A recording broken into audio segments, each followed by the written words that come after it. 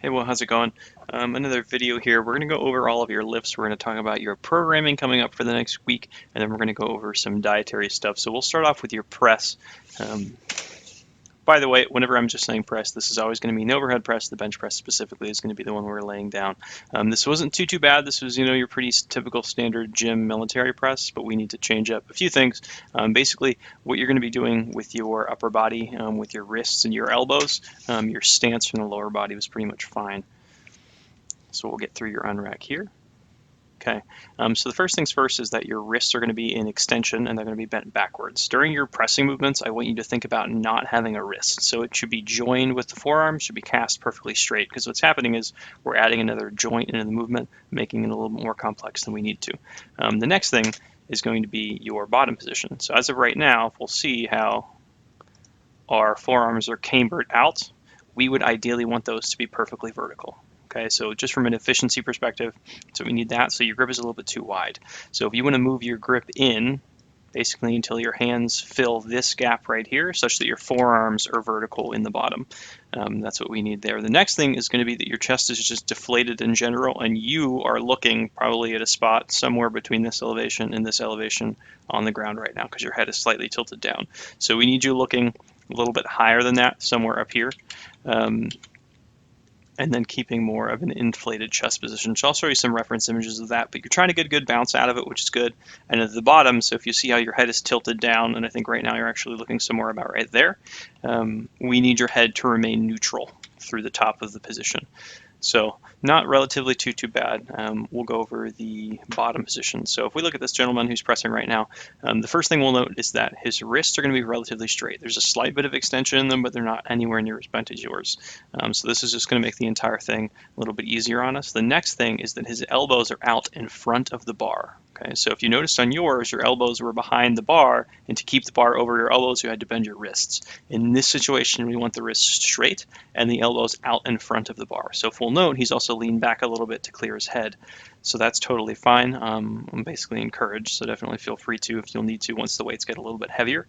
But again, wrist straight, elbows out in front of the bar. So if we look at our little press diagram right here, we'll note how, so this is that's the point of our elbow, and then we'll notice how his forearms are going to be vertical. Okay, and that the point of rotation when he leans back is going to come from his hips, not from his lumbar spine, and that his head is going to remain neutral through the entire movement. So at the top, he's pushing it through slightly, but it's not so drastic that he's going to be looking down. The entire time, you should be looking basically straight ahead. But we want our forearms vertical at the bottom, our wrists straight throughout the entire movement. So we notice on all 4 points through the press, elbows are going to be in front of the bar. Okay, so this is basically what that is. So if we have our gravity vector from the barbell here, it's going to run directly through midfoot. The elbows will be slightly in front of that. We'll run through the rest of this. So the bounce you're trying to get, we'll see it here. You kind of pull the bar down a little bit, but right there. That's good. Continue to feel free to do that. Definitely no problems with that. But the first thing we need to fix is puff your chest up. So breathe all of your air into your chest, pull your eyes up, keep your wrists straight, keep your elbows in front of the bar. So not too bad for your first shot at the press. We'll go over your squat now. So the biggest thing with your squat is that you're just doing a high bar squat. We're going to have you be doing low bar squats for a good number of reasons.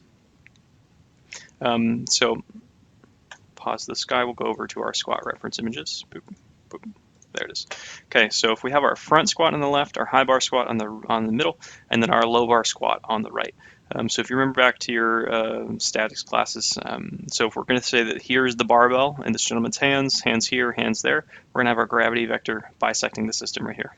Okay, so our moment arms, our points of rotation are going to be based off of where this line is going to be. So if we have our knee here, and knee here, we got to think distance from the knee. So in the front squat, the knees go really far forward. That means that most of the extension demands are going to be placed on the knee. In the low bar squat, what I want you to be doing, we want the knees really far back so that most of the extension demand is going to be on the hip. So the longer moment arm is on the hip in this image, as opposed to the longer moment arm in the knee here. So the front squat basically is a middle point between the high bar squat, which you are doing right now, is a middle point between our front squat and our low bar squat. I want you doing this type of squat here on the right. So that means we're going to be moving the bar down a little bit. We're going to be leaning over more. Our head's going to be aimed down, and we're going to be shooting our hips backwards as opposed to sending our knees forward. So we'll watch your squat here. Okay, the bar is pretty high on you. When you're finding your rack position next time, before you get under the bar, reach your hand around to your shoulder blades. You're going to be able to find a horizontal bony ridge. That's going to be the spine of your scapula. The bar should be placed directly below that. So this bar is about like 1.5 inches, 2 inches high, and your thumbs are currently around the bar. So you're holding the bar in your hands this time.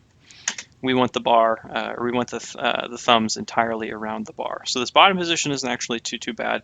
What I need from you is I need you to point your toes out more severely towards either side. I need you to shove your knees out in line with your toes. The next thing is that your head position, you're still looking up, you're still looking at this guy over here. I need you looking down on the ground at a spot maybe 3.5, 4 feet in front of you.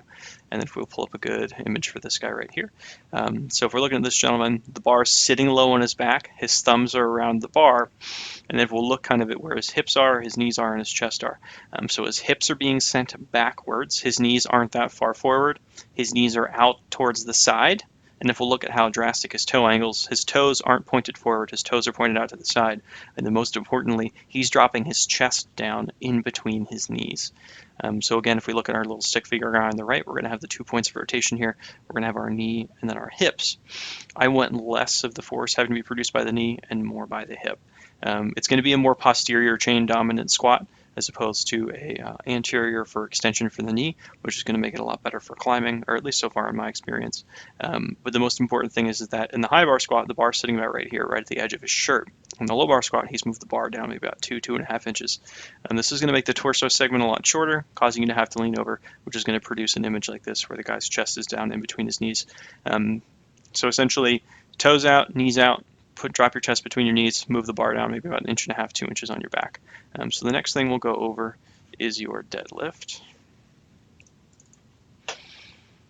Okay, this guy wasn't actually too bad. There was a few weird things going on. Nothing too much. Your gym looks nice, by the way. Okay, so first things first is that your stance is a little bit wide. You are a very narrow person, so from shoulders to hips to heels. So you don't actually need this much space in between your heels. So I want you to move your stance in maybe about like 2.5 inches. You should have about like 1 credit card's length between your heels, so that's going to be about 3 inches. So the next thing is that you're going to have to move your grip in with that. Okay, so smiley face. I'll wait for the rest of the setup here.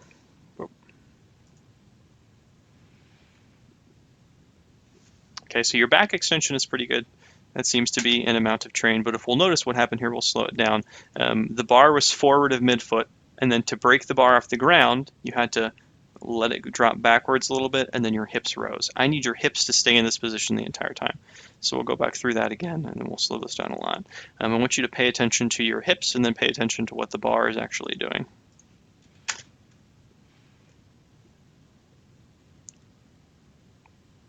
So the bar is going to move backwards. So if we can see this pathing right here, see how you wiggle the bar and then you pull the bar backwards. Okay, the bar needs to move in a vertical line just for the sake of efficiency. So what I need you to do is to have your hips a little bit higher and then drag the bar up your legs. So even if we zoom in right here, we'll see that little bit of dead air between the shin and your bar. Make sure that's not there. And then if we'll pay attention to your hips again, hips rise. Okay, so if we have this position right here, hips are about 2-3 inches higher than they were before we pulled it off the ground.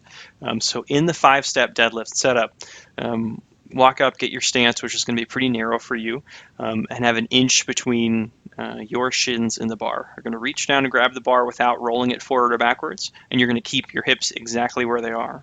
And then you're going to drop your shins to the bar and then squeeze your chest up. I don't really need to tell you about your back extension. Your back extension is perfect.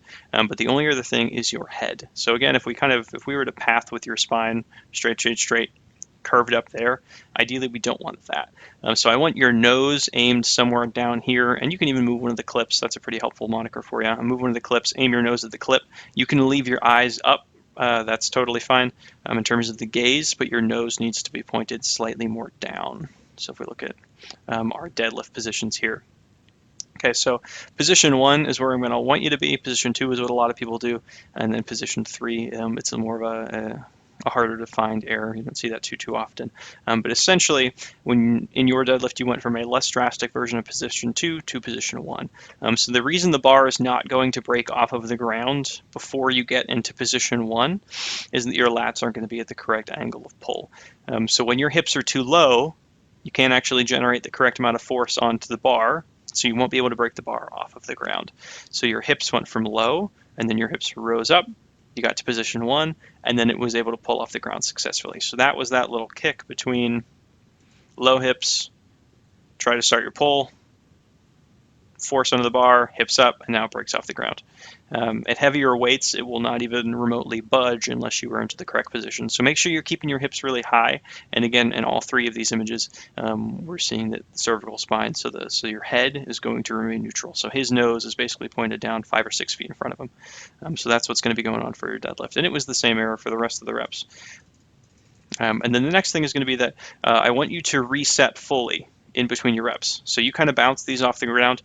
So this was more or less one contiguous set.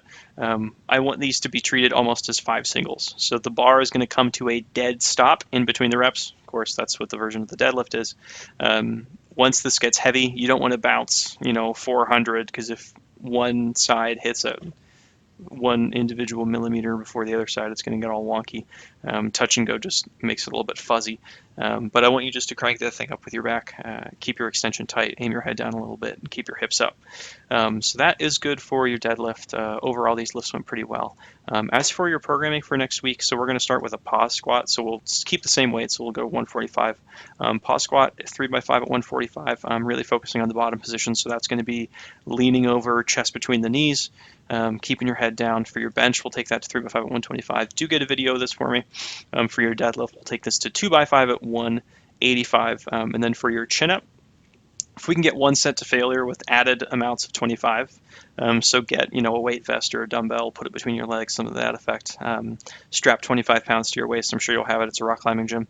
Do a set to failure there, and then failure sets of 10. So if you attempt your first set and you can only get 9 reps, call it there.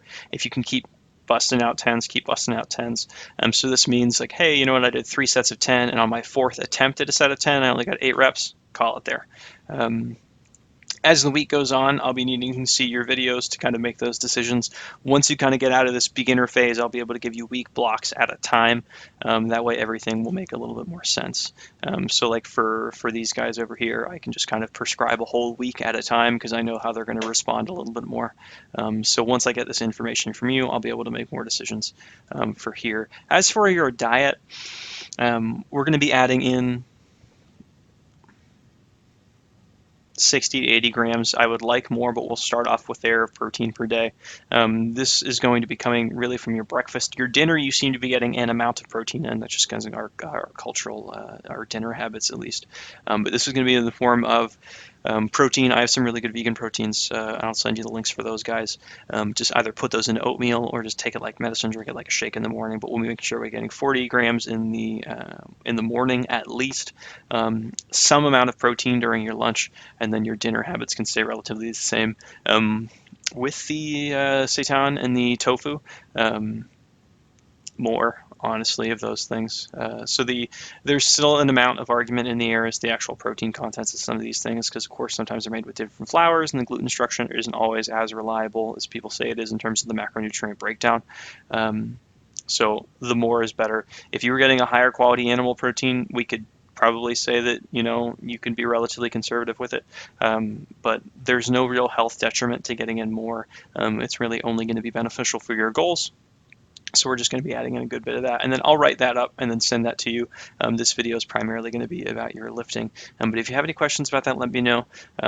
So then again, this is going to be 3 workouts a week. So you can schedule this to Sunday, Tuesday, Thursday, Monday, Wednesday, Friday, Tuesday, Thursday, Saturday, anything like that, just so long as we're taking a rest day in between our workouts. And at the end of the 3, we have 2 rest days right there. So if you have any questions, let me know, and thanks for watching.